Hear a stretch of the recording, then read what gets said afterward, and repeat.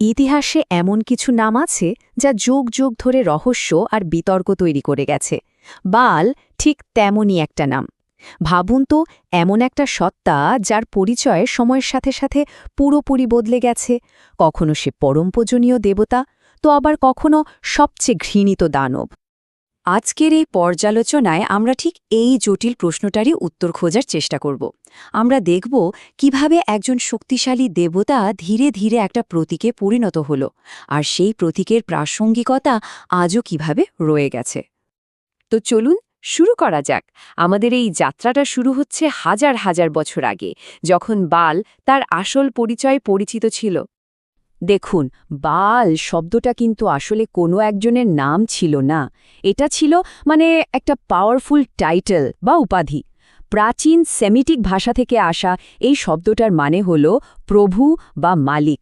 আর তাই খ্রিস্টপূর্ব ৩০০০ থেকে ৫০০ সাল পর্যন্ত, বিশাল একটা সময় ধরে কেনান থেকে মেসোপোটেমিয়া পর্যন্ত কত যে সংস্কৃতি তাদের নিজেদের দেবতাকে সম্মান জানাতে এই বাল উপাধিটা ব্যবহার করত। আচ্ছা, বাল কেন এত গুরুত্বপূর্ণ ছিল? কারণটা খুবই সহজ। তার হাতে ছিল বৃষ্টি আর ঝড়ের নিয়ন্ত্রণ।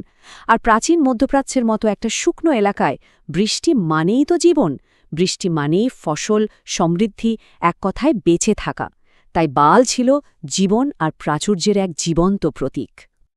এখন এই স্লাইডটার সবচেয়ে মজার দিকটা হলো, এটা আমাদের সেই সময়ের একটা মহাজাগতিক নাটকের ছবি দেখাচ্ছে, যার একজন মূল চরিত্র ছিল বাল। কেনানীয় দেবতাদের যে পরিবার বা গোষ্ঠী ছিল, সেখানে তার বাবা ছিলেন প্রধান দেবতা এল। আর তার সবচেয়ে বড় দুই শত্রু, একজন হল সমুদ্রের দেবতা ইয়াম, আর অন্যজন মৃত্যুর দেবতা মোথ। উগাড়িতে পাওয়া কিছু মাটির ট্যাবলেটে বালের এই মহাকাব্যিক গল্পটা পাওয়া গেছে। এই কাহিনীটা আসলে আর কিছুই না, প্রকৃতিরই চক্র। খরার, বর্ষার ঋতু, জীবন আর মৃত্যুর যে খেলা, ঠিক সেটাই। যখন বাল মারা যেত, পৃথিবীতে খরা নেমে আসত, আর যেই সে আবার বেঁচে উঠত, পৃথিবীতেও যেন প্রাণ ফিরে আসত। আর এখানেই গল্পের মোড়টা পুরোপুরি ঘুরে যায়। আমরা এখন পৌরাণিক কাহিনী থেকে বেরিয়ে এমন এক ঐতিহাসিক সংঘাতের দিকে যাচ্ছি, যার বর্ণনা বাইবেল আর ইসলাম দু জায়গাতেই পাওয়া যায়।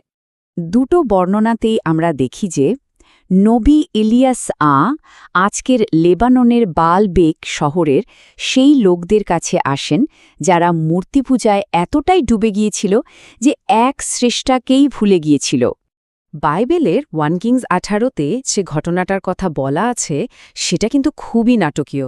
একবার ভাবুন, বালের পুরোহিতরা সারাদিন ধরে ডেকে চলেছে, কিন্তু কোনো উত্তর নেই, একদম চুপ। এই নীরবতাটাই ছিল আসল ব্যাপার। এটাই মানুষের বিশ্বাসকে একেবারে নাড়িয়ে দিয়েছিল। এটা সবার কাছে পরিষ্কার করে দিয়েছিল যে বালের আসলে কোনো ক্ষমতাই নেই। কুরআনে এই প্রশ্নটা তুলে ধরা হয়েছে, যেটা নবী ইলিয়াস তার জাতিকে করেছিলেন। এটা আসলে একটা ধর্মতাত্ত্বিক প্রশ্ন ছিল, যা এক স্রষ্টার উপাসনা আর মূর্তি পূজার মধ্যে একটা স্পষ্ট দেয়াল তুলে দেয়। সুতরাং মূল পয়েন্টটা হল এই নাটকীয় রূপান্তর। এই স্লাইডটা খুব স্পষ্টভাবে দেখাচ্ছে যে নবীর সেই প্রতিদ্বন্দ্বিতার পর কিভাবে বালের পরিচয়টা সম্পূর্ণ নতুনভাবে লেখা হয়েছিল। এক সময়ের যে ছিল শক্তিশালী দেবতা, সে হয়ে গেল এক শক্তিহীন মিথ্যা উপাস্যের প্রতীক। চলুন এবার দেখা যাক এই ধারণাটা আরও কিভাবে এগোলো। কারণ এই ঐতিহাসিক সংঘাতের পর বালের পরিচিতিটা আরও অন্ধকার একটা দিকে মোড় নেয়। এখানে আমরা ভাষাগত আর ধর্মতাত্ত্বিক একটা অদ্ভুত বিবর্তন দেখতে পাই। একজন পূজনীয় দেবতা থেকে তার নামটা ধীরে ধীরে বিকৃত হতে হতে কিভাবে একজন দানবের সমার্থক হয়ে উঠল, তা সত্যিই অবাক করার মতো। এটা আসলে দেখায় যে বিজয়ী সংস্কৃতি বা ধর্ম কিভাবে পরাজিতদের দেবতাকে অনেক সময় দানব হিসাবেও চিত্রিত করে। একদিকে একটা ঐতিহ্য বালকে দেখল দানব হিসেবে, তো অন্যদিকে আর একটা ঐতিহ্য তাকে মানবজাতির সবচেয়ে বড় আধ্যাত্মিক ভুলের একটা শক্তিশালী আর সার্বজনীন প্রতীক হিসেবে চিহ্নিত করল। ইসলামে বালের কাহিনীটা হল শিরকের একটা একেবারে স্পষ্ট উদাহরণ। শিরক সবচেয়ে বড় পাপ, আর সেটা হল এক আল্লাহকে বাদ দিয়ে অন্য কিছুকে প্রভু বা মালিক বলে মেনে নেওয়া। ঠিক যেমন বাল শব্দটার মূল অর্থই ছিল প্রভু। ইসলামী চিন্তাবিদদের মতে বাআল শুধু একটা ঐতিহাসিক মূর্তি না, বরং এটা এমন যে কোনো মিথ্যা প্রভুর প্রতীক যা মানুষকে আসল স্রষ্টার কাছ থেকে দূরে সরিয়ে দেয়। এটা একটা সার্বজনীন ধারণা।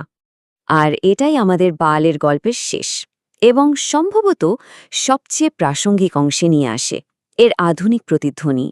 এই আয়াতটা প্রাচীন মূর্তি পূজার ধারণাকে সরাসরি আধুনিক সময়ের সাথে জুড়ে দেয়।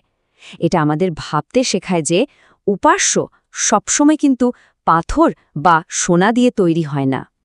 আধুনিক ধর্মতাত্ত্বিক ব্যাখ্যায় বাআলের উপাসনা কথাটা একটা রূপক হিসেবে ব্যবহার করা হয়।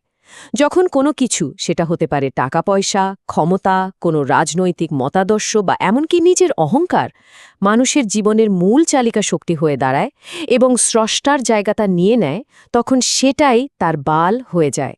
এই প্রভুরাও কিন্তু আমাদের কাছ থেকে সময় আর আনুগত্য দাবি করে। তাহলে দেখুন, ইতিহাসের এত লম্বা একটা পথ পেরিয়ে এসে বালের গল্পটা কিন্তু আমাদের সামনে একটা বেশ বড় প্রশ্ন রেখে যায়, তাই না? যে এক সময় ছিল ঝড়ের দেবতা, সে হয়ে গেল দানব, আর এখন মানব প্রকৃতির প্রতীক। এই যে পুরো পরিবর্তনটা, এর শেষে এসে আমাদের নিজেদেরকেই হয়তো প্রশ্নটা করতে হবে যে এই আধুনিক সময়ে আমাদের জীবনের বাল আসলে কারা বা কি।